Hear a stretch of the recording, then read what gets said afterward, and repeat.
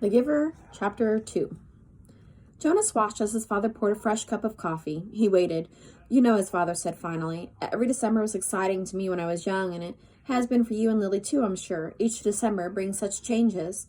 Jonas nodded. He could remember the Decembers back to when he had become, well, probably a 4. The earlier ones were lost to him, but he observed them each year, and he remembered Lily's earliest Decembers. He remembered when his family finally received Lily, the day she was named, the day that she had become a 1. When his family received Lily. So something maybe similar to adoption. The ceremony for the 1s was also always noisy and fun. Each December, all the new children born in the previous year turned 1 at a time. There was always 50 in each year's group. If none had been released, they had been brought to the stage by the nurturers who had cared for them since birth. So every year in December, everybody rolls over in an age, right? So there's no such thing as birth dates, okay? So everybody that's born in like January 2020 through December 2020, they turn 1 in December. Different odd way of thinking about things, okay? And there's only always 50 unless one's released. Some were already walking, wobbly on their unsteady legs. Others were no more than a few days old, wrapped in blankets, held by their nurturers. I enjoy the naming, Jonas said, and his mother agreed, smiling. The year that we got Lily, we knew, of course, that we'd receive our female because we'd made our application and we had been approved. But I'd been wondering what her name would be. I could have sneaked a look at the list prior to the ceremony, Father confided. The committee always makes the list in advance, and it's right there in the office of the nurturing center. As a matter of fact, he went on, I feel a little guilty about this, but I did go in this afternoon and look to see if this year's naming list had been made up yet. It was right there in the office, and I looked up number 36. That's the little guy that I've been concerned about, because it occurred to me that it might enhance his nurturing if I could call him by a name. Just privately, of course, when no one else was around. So, these babies don't have names until that December, so they might be a month old, 2 months old, and they might be a whole year where they just go by a number. Did you find it? Jonas asked. He was fascinated. It didn't seem a terribly important rule, but the fact that his father had broken a rule at all awed him. He glanced at his mother, the one responsible for adherence to the rules, and was relieved that she was smiling. So a little bit of humanity from Mom right there, right? So that's good to know. His father nodded. His name, if he makes it to the naming without being released, of course, is to be Gabriel. So I whisper that to him when I feed him every 4 hours and during exercise and playtime if no one can hear me.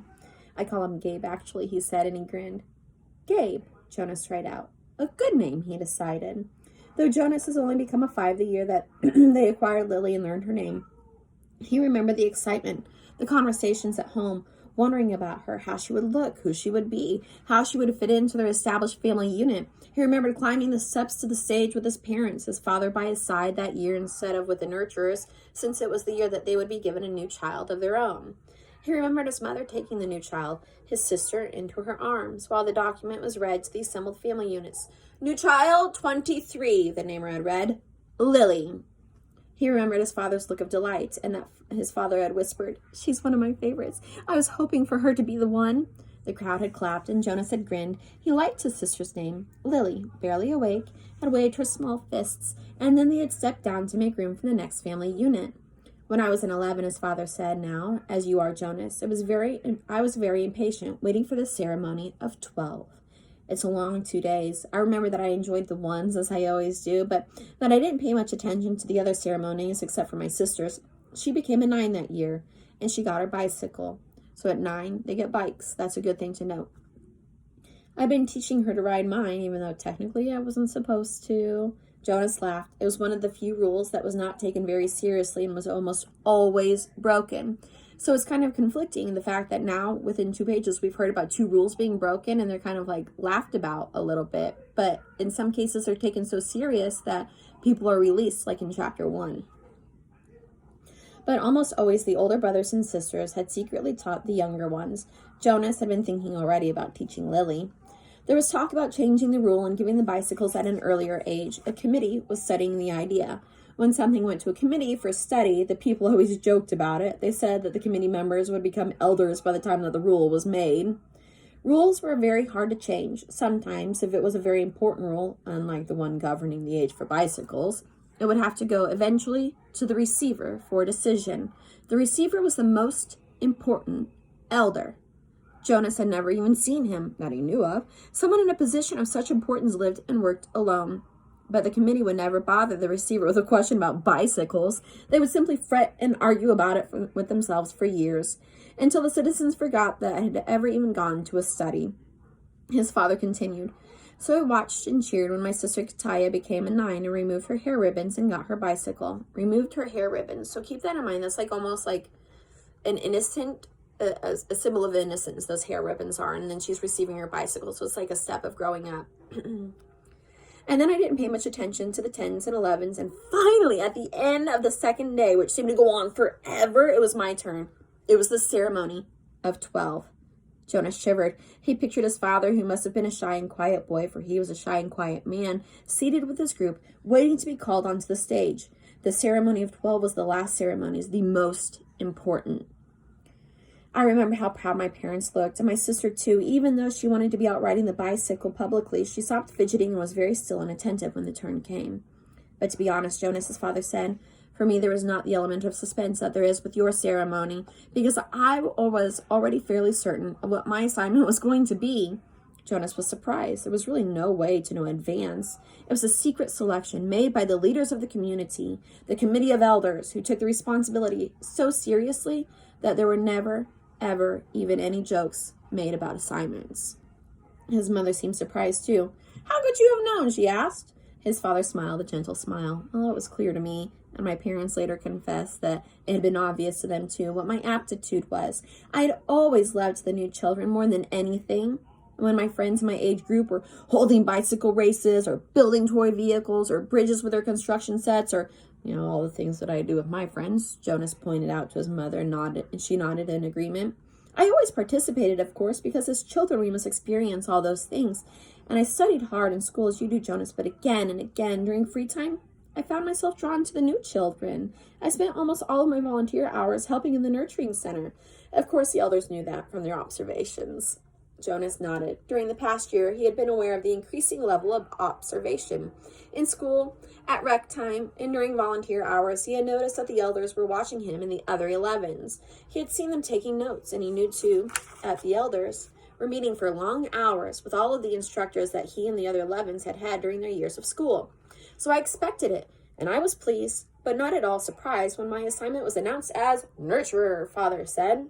Did everyone applaud even though they weren't surprised? Jonas asked. Oh, of course. They were happy for me that my assignment was what I wanted most. I felt very fortunate, my father smiled. Were any of the 11s disappointed your year? Jonas asked, and like his father, he had no idea what his assignment was going to be. But he knew that some would disappoint him. Though he respected his father's work, nurturer would not be his wish. And he didn't even envy laborers at all either. His father thought, "No, I don't think so. Of course, the elders are so careful in their observations and selections." "I think it's probably the most important job in our community," his mother said. "My friend Yoshiko was surprised by her selection as a doctor," Father said, but she was thrilled. And let's see, there was Andre. I remember that when we were boys, he never wanted to do physical things. He spent all the rec time he could with his construction set, and his volunteer hours were always on building sites. The elders knew that, of course. Andre was given the assignment of engineer, and, well, he was delighted. Andre later designed the bridge that crosses the river to the west of town. It wasn't there when we were children, Jonas's mother said. "There are very rarely disappointments, Jonas. I don't think you really need to worry about that," his father reassured him. "And if there are, there's an appeal process," but they all laughed at that. An appeal went to the committee for study. "I worry a little about Asher's assignment," Jonas confessed.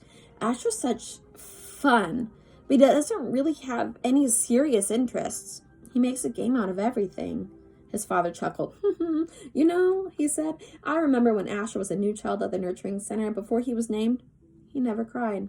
He giggled and he laughed at everything. All of us on the staff enjoy nurturing Asher." "The elders know Asher," Mother said. "They'll find exactly the right assignment for him. I don't think you really need to worry about him, Jonas.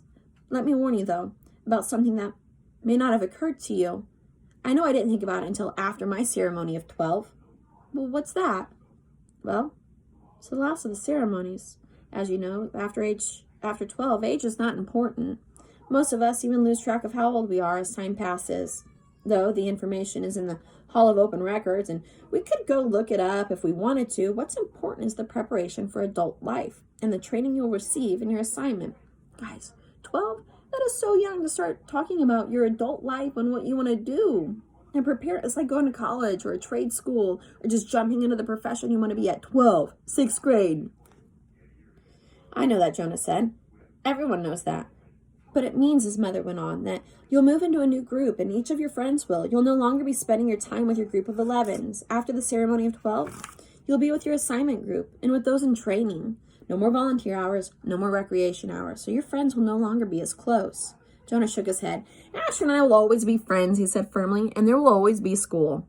Well, that's true, his father agreed, but what your mother said is true as well. There will be changes.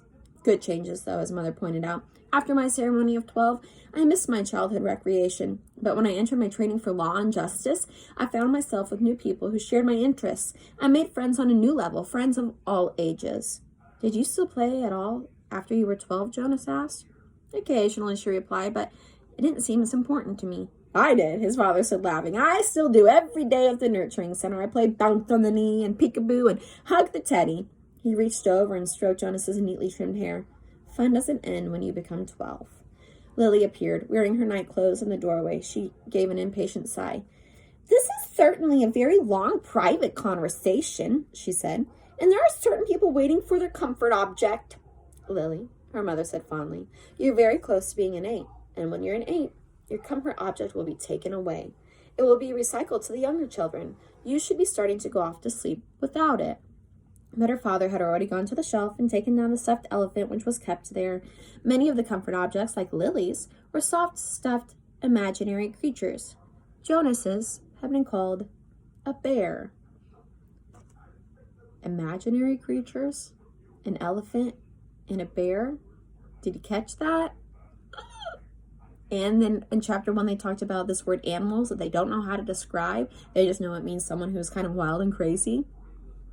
Here you are, Lily Billy, he said. I'll come help you remove your hair ribbons. Jonas and his mother rolled their eyes, yet they watched affectionately as Lily and her father headed to her sleeping room with a stuffed animal that had been given to her as a comfort object when she was born. His mother moved to her big desk, opened her briefcase. Her work never seemed to end, and even when she was at home in the evenings, it continued. Jonas went to his own desk and began to sort through his school papers for the evening's assignment, but his mind was still on December and the coming ceremonies. Though he had been reassured by the talk with his parents, he hadn't the slightest idea what assignment the elders would be selecting for his future, or how he might feel about it when the day came. Imagine not choosing your own future, as far as like profession or what you're going to do after high school. Imagine having that just given to you, and you have to be okay with it and hope that those people have your best interests in mind. Something to think about.